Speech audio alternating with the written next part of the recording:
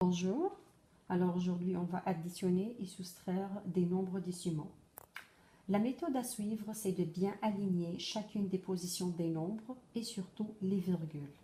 Je prends un exemple, 2,876 moins 0,975. Vous voyez que j'ai mis la virgule au-dessus de l'autre. Les unités aussi, les centièmes, les dixièmes et les millièmes. Et on fait une opération normale et on oublie les virgules. 6 moins 5, ça fait 1. 7 moins 5, 7 moins 7, ça fait 0. 8 moins 9, j'emprunte 1. Alors 18 moins 9, ça fait 9.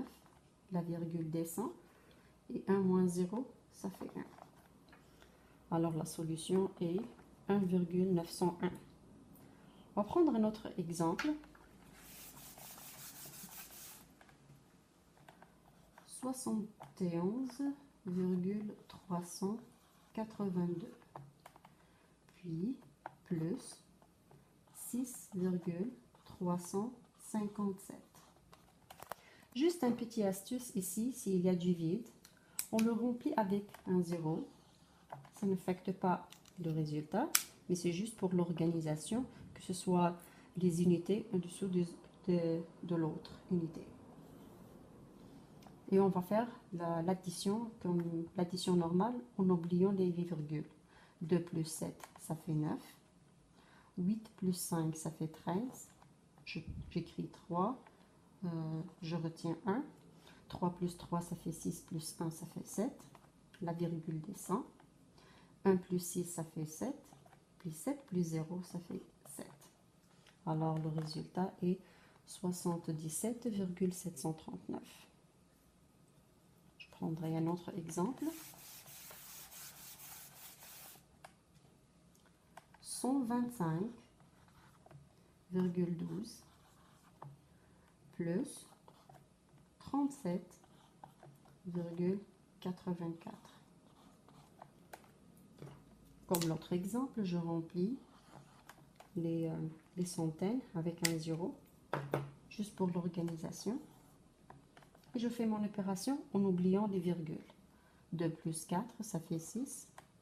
1 plus 8, ça fait 9. La virgule descend. 5 plus 7, ça fait 12. J'écris 2, je retiens 1. 1 plus 2, ça fait 3. Plus 3, ça fait 6. 1 plus 0, ça fait 1. Alors le résultat est 162,96. Je ferai un dernier exemple. Disons 9,7 moins 1,36. Comme je viens de vous dire, c'est une astuce de mettre les euros dans les positions là où il n'y a pas de chiffre, comme ici. Les dizaines, je remplis avec un 0.